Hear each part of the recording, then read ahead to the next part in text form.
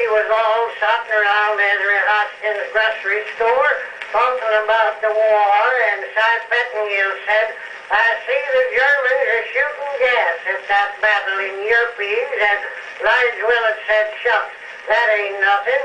We got a lot of men right here at home been shooting gas all their lives, and we ain't got any war. All we got is a war tax. Rube Hendricks said, maybe the tax is to pay for the gas.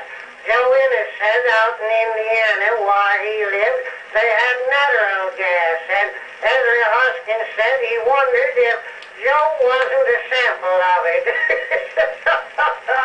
Dave Fisher said he didn't know, but he'd been careful not to light a match around Joe ever since he come back to Punkin Center. Gosh, Joe Innes got madder than a wet hen.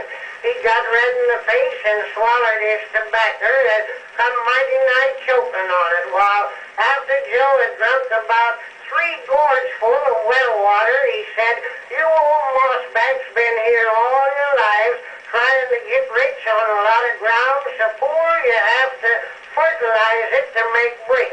You never did know nothing and always will.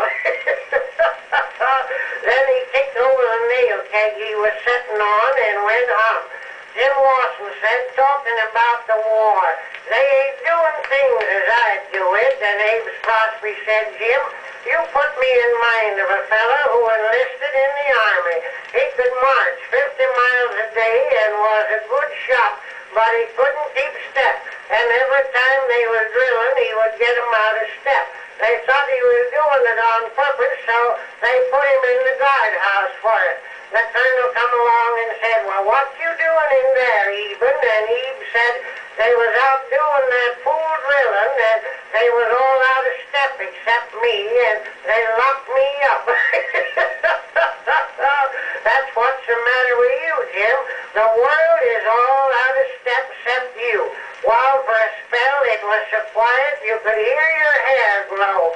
Finally, Hank Weaver said, now there is them Belgians. Everybody is doing something for them. Of course, I guess maybe the Germans did get to fighting the Allies over on their ground, and they probably knocked down a lot of their corn fodder and mussed up their meadow fields some. And one time I was going to speak right out in meeting and say what I thought about it, but after the President's proclamation, I made up my mind I was going to be mutual, but our women folks ain't.